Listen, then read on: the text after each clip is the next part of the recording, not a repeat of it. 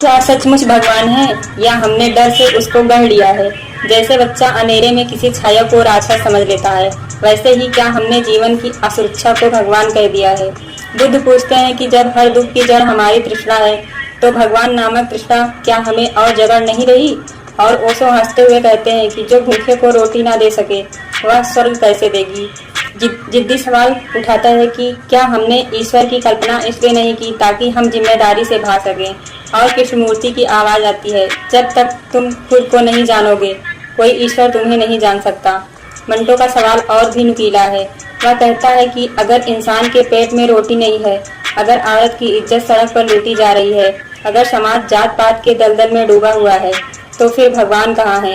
मंदिरों की दीवारों के पीछे या पंडित की थाली में जमा चढ़ावे के सिक्कों में। और कबीर की फटकार गूंजती है, पत्थर पूजे हर मिले तो मैं पूजूं पहाड़। क्या सच में भगवान पत्थर में है या उस भूखे बच्चे की आंखों में जो रोटी मांग रहा है। क्या स्वतंत्रता नौकरी करने में है या भी एक नया बंधन है। शंकराचार्य कहते हैं कि असली स्वतंत्रता आत्मा को जानने में है। और विवेकानंद जोड़ते हैं कि बाहर की जंजीरें तोड़ने से पहले भीतर की जंजीरों को तोड़ना होगा। पर लड़की पूछती है, क्या नौकरी करके आर्थिक स्वतंत्रता पाने वाली औरत सच में स्वतंत्र है या केवल अपनी जिंदगी की चाबी एक मालिक से उठाकर दूसरे मालिक के हाथ में रख रही है। क्या समाज बदल सकता है अगर हम जातिवाद पर सवाल न करें, अगर हम इस बात को न माने कि एसटी एसटी ओबीसी भी उसी ईश्वर की संतान है। क्या डर इसलिए है कि अगर ये जागरूक हो गए तो व्यवस्था का सिंहासन डगमगा जाएगा। बुद्ध का जवाब है कि जाति केवल भ्रम है, आत्मा का कोई वर्ण नहीं होता। और कबीर की सीधी आवाज आती है, जाति न पूछो साधु की, पूछ लीजिए ज्ञान। क्या धन सचमुच सब कुछ है। अगर पैसा चुप रहता है और केवल जीवन शैली बोलती है, तो फिर मंदिरों में सोना किसके लिए रखा है। भिखारी मंदिर के बाहर क्यों खड़े हैं। ओशो कहते हैं कि भौतिकता को नकारना भी मूर्खता है और उसमें खो जाना भी संतुलन ही सच्चा मार्ग है। विवेकानंद समझते हैं कि गरीबी पाप है।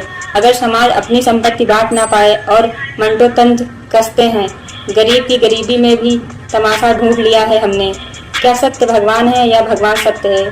ओशो कहते हैं, मैंने भगवान को नहीं, झूठ को ठुकराया है। बुद्ध कहते हैं, सत्य वही है जिसे तुम खुद अनुभव करो। शंकराचार्य की गूंज आती है, ब्रह्म ही सत्य है, जगत मिथ्या है। लेकिन कृष्णमूर्ति चुपचाप फुसफुसाते हैं, सत्य का कोई मार्ग नहीं। सत्य को जानने के लिए तुम्हें सभी मार्ग छोड़ने होंगे। क्या त्योहार हमें जोड़ते हैं या बांटते हैं। दिवाली पर एक घर सोने से सस्ता है और दूसरा अंधेरे में रहता है। छठ पूजा की धूप में औरतें घंटों खड़ी रहती हैं और पुरुष शराब के नशे में पड़े रहते हैं। करवा चौथ पर औरत भूखी रहती है ताकि पति की लंबी उम्र पाए। पर कौन पति है जो औरत के लिए उपवास करता है। सवाल खड़ा होता है कि क्या ये त्योहार प्रेम के हैं या परंपरा के। कबीर का कटाक्ष फिर सुनाई देता है, करनी बुरी तो काहोय, पूजा करे हजार। क्या भारत सचमुच खुद को जानता है या केवल इतिहास की किताबों में गुम है। विवेकानंद कहते हैं, उठो जागो और तब तक मत रुको जब तक लक्ष्य न मिले। पर लक्ष्य क्या है, केवल आदमी बनना या अपनी सभ्यता की जड़ों को पहचानना। शंकराचार्य की पुकार आती है, मनोबुद्ध अहंकारं चित्तानि नाहम, यानी असली पहचान भीतर है। और बुद्ध हमें याद दिलाते हैं, देश नहीं मनुष्य को बदलो, क्योंकि जब मनुष्य बदलता है तो देश अपने आप बदलता है। क्या प्रामाणिकता से जीना आसान है जब झूठ हर तरफ बिक रहा है और सच के लिए जगह ही नहीं बची। मंटो का दर्द यह कहता है, सच लिखोगे तो गालियां मिलेंगी, लेकिन झूठ लिखोगे तो तालियां। क्या हम सच बोलने की कीमत चुकाने को तैयार हैं या तालियों के पीछे भाग रहे हैं। ओशो कहते हैं, साहस चाहिए। और कृष्णमूर्ति जोड़ते हैं, सवाल पूछने का साहस ही इंसान को आज़ाद करता है। क्या स्त्री और पुरुष सचमुच बराबर हैं या बराबरी केवल शब्दों में है। कबीर कहते हैं, नारी नर समझानिए, यह मत भुलाइए। बुद्ध की करुणा कहती, हर जीवन समान है। विवेकानंद मानते हैं, स्त्री के बिना शिक्षा समाज अधूरा है। और मंटो की आवाज गूंजती है, औरत केवल जिस्म नहीं पूरी इंसान है। क्या सच में हम जी रहे हैं या केवल परंपरा, धर्म और समाज की नकल उतार रहे हैं।